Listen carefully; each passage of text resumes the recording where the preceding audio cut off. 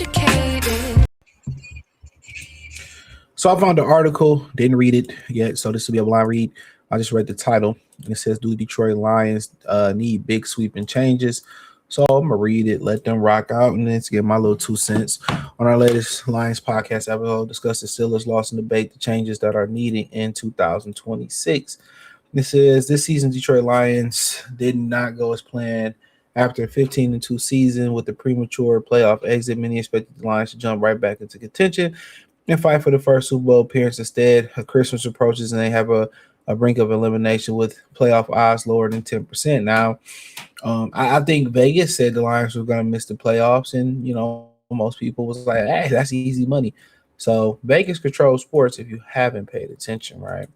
So on this week's episode the podcast, we recap Detroit's disheartening loss to Pittsburgh Steelers. How did the Lions suddenly lose their entire identity of running the football on offense and stopping the run on defense? We also break down severe coaching malpractice in the game, whether it was questionable calls, poor game plan, or even worse, in-game management. The discussion moves to some bigger picture questions. Changes are going to be made in the upcoming off season. It's inevitable on the roster side. There are north of 20 to be free agents, and the Lions will have to make decisions on.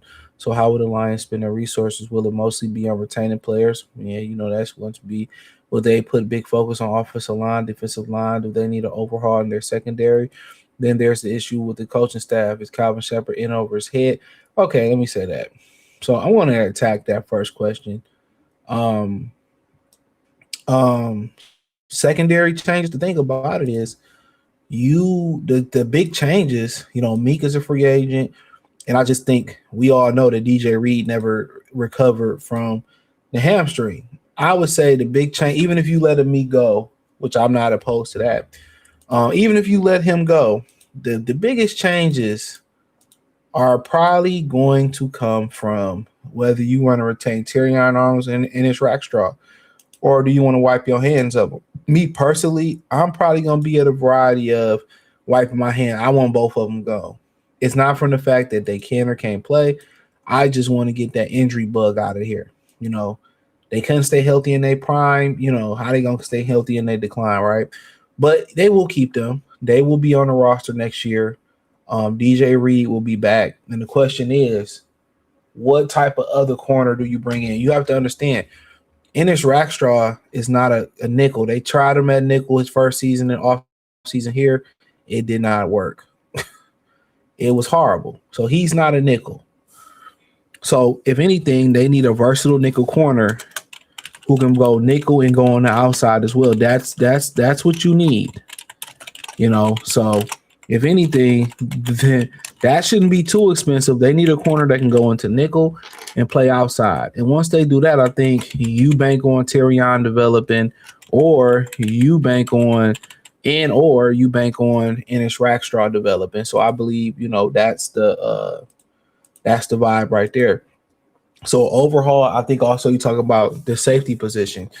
I think Brian Branch should be back. I think you probably want to find a safety. You can find that second, third, fourth round.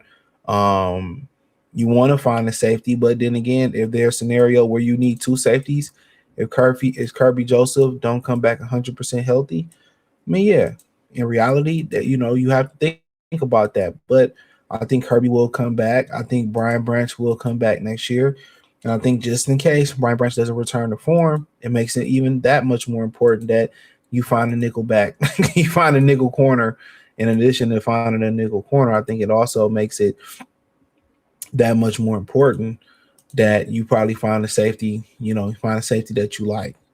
So just in general, at some point in the draft, so start developing them. So as far as the secondary overhaul, yes, there's a small chance that you may see an entire secondary overhaul as far as from what if Kirby walk away because of the knee, the Branch didn't recover. You have to prepare for that. But everything you want to move on from Terrion and Rackstraw and the Meek and keep DJ Reed there. But in reality, what's going to happen is they're going to give Rackstraw a ride, another ride. They're going to give Terrion another ride. And they're going to go back with those safeties. They're going to bring a new nickel, slash corner in. And they're probably going to bring in some safety to play behind BB next year, just in case he's not ready. So that's the reality of it. I think you have more success, and I'm pretty sure we're going to get to the part where they need bigger help on the defensive side. At then there's the issue with coaching staff. Calvin Shepard in over here. Does he need to be replaced? Does he need a veteran assistant help out? Does the entire defensive scheme need an overhaul? Well, let's start off there. No. What do y'all want Calvin Shepard to do? What do y'all want him to do? He down his starting two safeties. He's down his starting cornerback is hobbled. His other starter Interion is out with a shoulder. His young rook is out 2 years in a row before he touched the blade of grass with issues. He was down his starting defensive tackle in Levon Zarique. He was down his starting defensive end in Josh Pascal. His other starting defensive end in Marcus Davenport. Elaine McNeil has not been able to come back and do him. So what do y'all want him to do? Like Aaron Glenn dealt with the same thing, the same issues. They continue to drop like fries. There's nothing you can do about it. It's not a Calvin Shepard issue. It's a roster issue. It's a roster issue. I mean, why do we continue to have these conversations?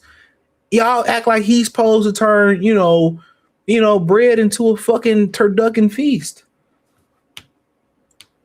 I don't understand it. It's got nothing to do with his scheme.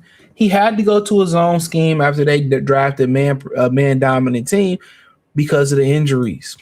It nothing to do with Calvin Shepard, bro. And on the offensive line, by the time the Lions go out and get themselves seasoned play caller, how much blame does it go? It goes none on Hank Fairley, bro. When they had the proper offensive lineman, y'all love Hank Fairley. They just didn't have the muscle in the offensive line. Now, yes, they need the season play caller. Mike McDaniels is fired. I go get him. Or is it overreaction? The team faced a tough schedule, still top 2 scoring offense. It was the wrong side of the end of the game. Look, injury problems. There you go right there. That's the beginning and the end of your stuff. Injury problems and lack of development when it comes to offensive lineman. Giovanni didn't develop. As soon as he got put in the Cincinnati game, he got injured. A lot of them guys, Trisha Cologne, Ashok, whatever his name is, a lot of those guys ain't developing the interior offensive lineman. Next year, you take the center. You hope Mahogany continues to improve as a left guard. If I can find a better left guard, kick him to right. Find a better left guard. Find me a left tackle, and let's ride. All them other guys, Tristan Cologne, Asak, all them guys on the inside, they can be gone. I'll find me some other guys. I can ride with Miles Frazier. They ain't gonna let Giovanni go for what he did, and that's just what it is. So yes, to me, it's an overreaction. They got the injuries. That's what kicked their ass this year. Every year it's the same thing. Injuries before football is snapped in a regular season. That's always the thing. But hey, just my opinion on it. Thumbs up the video, share the video, subscribe to the channel, and subscribe button. Here's the bell icon button. Hit all notifications, increase your chance to get notifications. We go live and drop video. Check out Detroit Lions top players, more videos like this. Peace.